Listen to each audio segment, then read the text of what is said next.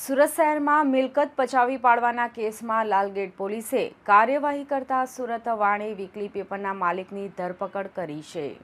મળતી માહિતી મુજબ અયુબ ભીખન શેખ નામના શખ્સને લાલગેટ પોલીસે ઝડપી પાડ્યો છે। આ સમગ્ર મામલો મિલકત પચાવી પાડવાના આરોપ સાથે સંકળાયેલો હોવાનું સામે આવ્યું છે। મૂળ મિલકત માલિક દ્વારા લાલગેટ પોલીસ સ્ટેશનમાં ફરિયાદ નોંધાવવામાં આવી હતી કે ભાડા ચિઠ્ઠી બનાવી મિલકત હડપ કરવાનો પ્રયાસ કરવામાં આવ્યો છે। ફરિયાદના આધારે પોલીસે કુલ 8 લોકો વિરુદ્ધ ગુનો દાખલ કરી તપાસ હાથ ધરી હતી। તપાસ દરમિયાન આ કેસમાં સુરત વાણી વીકલી પેપરના માલિક અયુબ ભીખન શેખનું પણ નામ સામે આવતા લાલગેટ પોલીસે તેની ધરપકડ કરી આગળની કાર્યવાહી હાથ ધરી છે। પોલીસ તપાસમાં એ પણ સામે આવ્યું છે કે આરોપી અગાઉ પણ આવા ગુનામાં ધરપકડ ભોગવી ચૂક્યો છે।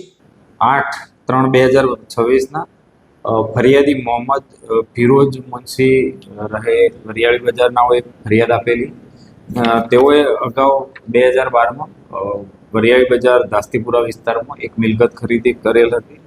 તે મિલકતમાં હાલના ધરપકડ કરાયેલ આરોપી તથા બીજા અન્ય આરોપીએ પોતે એના માલિક ના હોવા છતાં ત્યાં એના માલિક છે એ રીતના ભાડા ચિઠ્ઠી બનાવેલી અને એ ભાડા ચિઠ્ઠીમાં પોતાની સહીઓ કરી જાતેથી અને એ ભાડા ચિઠ્ઠીઓ સાચા તરીકે ઉપયોગ કરવા માટે વાપરેલું હોય આ બાબતે અરજદાર નાઓ દ્વારા અગાઉ લેખિત અરજી આપવામાં આવેલી હતી। એ અરજીની તપાસ દરમિયાન ગુનાહિત જણાતા ગઈકાલ આ બાબતે જૂની આઈપીસી કલમ 420, 465, 467, 468, 471 મુજબ કુલ આરોપીઓ 8 અને તપાસમાં મળી આવે તેવી ગુનો દાખલ કરવામાં આવેલ છે અને ગઈકાલ તપાસ દરમિયાન આ કામના આરોપી નંબર 5 અયુબ ભીખન શેખ નાઓ મળી આવતા તેમની ધરપકડ કરવામાં આવી છે।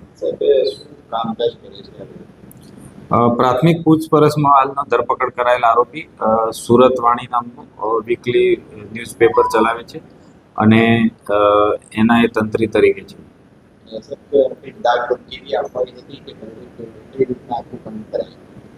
આ કામે અગાઉ પણ એક આ બાબતે ગુનો દાખલ થયેલો છે। એ પણ એક ખોટી ભાડા ચિઠ્ઠી બનાવેલાનો હકીકત સામે આવી હતી। ત્યારબાદ આ કામના આરોપીઓ જે ધરપકડ કરાયેલ છે તેના સંબંધીઓ દ્વારા પણ આ કામના ફરિયાદીને અગાઉ ખંડણી માગણી કરેલી હતી। એ બાબતનો પણ અગાઉ ગુનો દાખલ થયો હતો અને હાલમાં ખોટી ભાડા ચિઠ્ઠીનો ગુનો દાખલ કરવામાં આવેલ છે।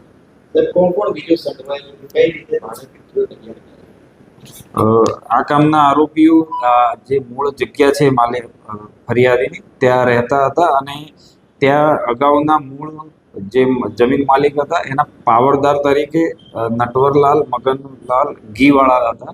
તો એમના નામની ખોટી ભાડા ચિઠ્ઠી બનાવી અને તેમને તે દસ્તાવેજ ખરા તરીકે ઉપયોગ કરેલો હતો। Bureau report LK star news Surat.